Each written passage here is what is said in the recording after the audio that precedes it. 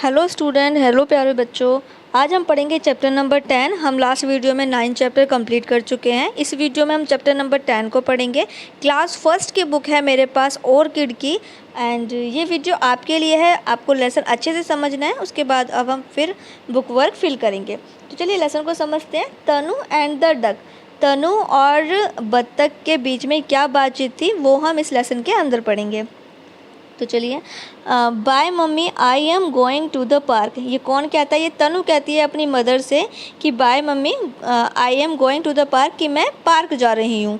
B careful Tanu. उसकी mummy कहती है कि अपना ध्यान रखना तनु। इसके बाद जब वो जो तनु है वो पार्क जाती है तो oh she is sitting on her egg, she will break them. तो वहाँ पर एक बत्तख होती है जो कि अपने अंडों पर बैठी हुई होती है। तो तनु उससे कहती है कि शी इज़ सिटिंग ऑन हर, तुम अपने एग्स पर बैठे हो, तुम अपने अंडों पर बैठी हो। शी विल ब्रेक दैम, तुम अपने अंडों को तोड़ दोगी। Why are you sitting on your eggs, they can crack. तो फिर तनु फिर बत्तख से कहती है कि तुम अपने अंडों पर क्यों बैठी हो, ये टूट जाएंगे। No they can not, I am hatching them. तो बत्तख कहती है नहीं, वो नहीं टूटेंगे, मैं उन्हें पचा रही हूँ। तो फिर तनु कहती है व्हाट विल हैपन देन, तो फिर इससे क्या होगा? तो बत्तख कहती है little duckling will come out of them, जो छोटे छोटे बत्तख हैं वो बाहर आएंगे। Are they all your eggs. तो फिर तनु कहती है कि क्या ये तुम्हारे ही अंडे हैं? तो यहाँ पर फिर डक कहती है येस दे आर, येस ये मेरे हैं। फिर जो है तनु कहती है how can you say that, तुम ऐसा कैसे कह सकती हो? तो फिर डक कहती है little duckling are about to come out, you will know that.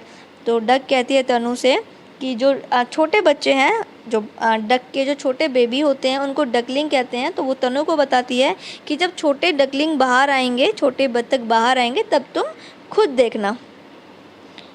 उसके बाद तनु कहती है how beautiful can I touch them. तो जब वो देखती है कि छोटे छोटे जो बेबी हैं, छोटे छोटे जो डकलिंग हैं वो एग से बाहर आ गए हैं, तो उनको वो देखकर कहती है कितने सुंदर हैं, क्या मैं इन्हें टच कर सकती हूँ? तो यहाँ पर डक कहती है no they will be scared, नहीं वो डर जाएंगे।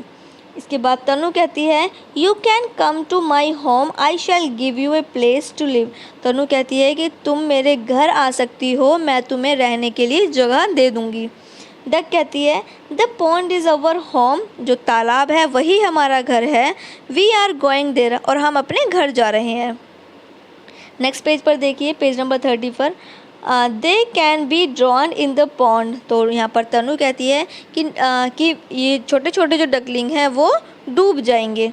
तो डक कहती है they already know how to swim, you will see that. तो डक कहती है कि नहीं, उनको पता है, उन्हें पहले से ही पता है कि उनको कैसे तैरना है, तुम देखना।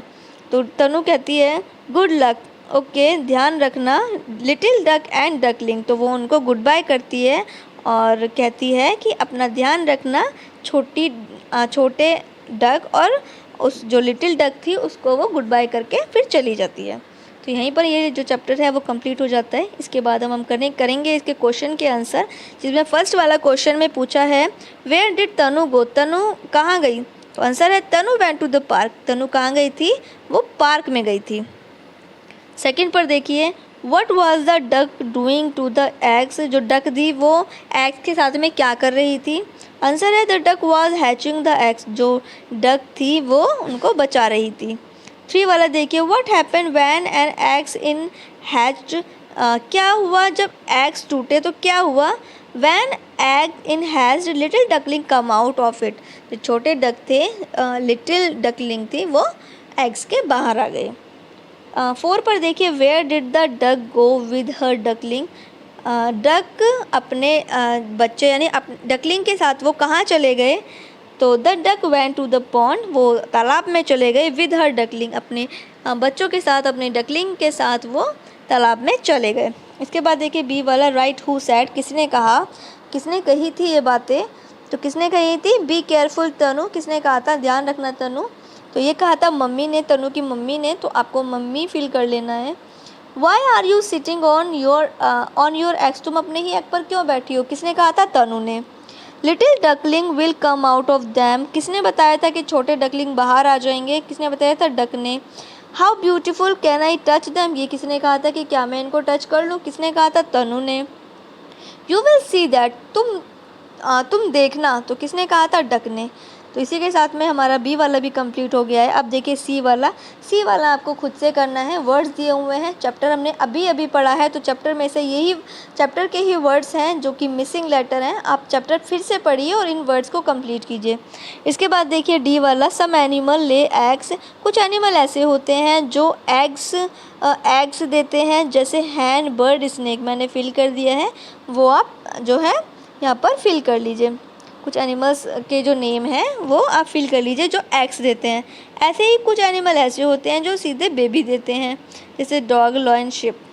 तो आप फिल कर लीजिए। अब देखिए एफ वाला, look at the picture and speak, आपको पिक्चर देखनी है और बताना है कि पिक्चर में क्या हो रहा है। जैसे फर्स्ट वाले में Siya is reading a book, ऐसे ही सेकेंड वाले में द डॉग इज़ बार्किंग, आप नोट कर लीजिएगा। ऐसे ही द शी इज़ रनिंग या girl is running, baby is sleeping. तो इस तरीके से आपको फिल करके और नोट कर लेना है। देन इसके बाद देखिए टिक द राइट ऑप्शन, जी वाला, पेज नंबर 33 पर। अब देखिए पिक्चर्स ऑलरेडी दी हुई हैं, अब आपको आइडेंटिफाई करना है कि पिक्चर्स में कौन सी एक्टिविटी हो रही है। जैसे सिया इज़ डैश, सिया क्या कर रही है? डांसिंग कर रही है या सिंगिंग कर रही है? तो क्या कर रही है? सिया डांसिंग कर रही है। आप एक्शन देख रहे हैं, क्योंकि सिंगिंग तो ऐसे नहीं होती, ठीक है। तो वो डांसिंग कर रही है, तो आप ए वाले पे टिक कर लीजिए। 2 वाले पे देखिए मारिया इज़ प्लेइंग या राइटिंग, क्या कर रही है? प्लेइंग मतलब होता है खेलना, राइटिंग मतलब होता है लिखना। तो क्या कर रही है मारिया? राइटिंग, लिख रही है। तो बी वाले पे टिक कर लीजिए। 3 वाला देखिए Sameer is brushing his shoes या टीथ, जो समीर है वो क्या ब्रश से क्या कर रहा है? शूज़ ब्रश कर रहा है या टीथ ब्रश कर रहा है? ऑब्वियसली टीथ ब्रश कर रहा है, टीथ पर टिक कर लीजिए। 4 वाला देखिए सैमसन इज़ डैश, घोड़े का नाम है सैमसन, तो वो क्या कर रहा है? रनिंग, भाग रहा है या फ्लाइंग या फिर उड़ रहा है? तो वो रनिंग कर रहा है, वो दौड़ रहा है। आप ए वाले पर टिक कर लीजिए। इसके बाद देखिए choose and write opposite to the following adjective, आपको अपोजिट वर्ड फिल कर लेने हैं। अगर आपको नहीं पता है, क्योंकि आप फर्स्ट क्लास में हैं बच्चों, तो आप यहाँ से फिल कर लीजिएगा और याद ज़रूर कर लीजिएगा, क्योंकि आने वाली क्लासेस में, आने वाले टाइम में आपको अपोजिट वर्ड का पता होना बहुत ज़रूरी है। और इसी के साथ जो चैप्टर है वो भी कंप्लीट हो जाता है। बच्चों ये वीडियोस आपके लिए बहुत इंपॉर्टेंट है, इसीलिए आपको लेसन भी अच्छे से समझना है, क्योंकि अगर आप लेसन समझेंगे तो बुक वर्क आप यूं ही चुटकियों में कंप्लीट कर देंगे। तो लेसन आपको अच्छे से समझना है। लेकिन अगर वहीं टीचर्स मेरी वीडियो देख रहे हैं तो आप अपने स्टूडेंट्स को मेरी वीडियो सजेस्ट कर सकते हैं, क्योंकि मैंने पूरा लेसन यहाँ पर समझाया है और पूरा ही बुक वर्क कंप्लीट कराया है। तो आप रिवीजन के लिए मेरी वीडियो उनको सजेस्ट कर सकते हैं। बाकी वीडियो हेल्पफुल लगा हो तो एक बार लाइक कर दीजिएगा और मुझे कमेंट करके ज़रूर बताइएगा।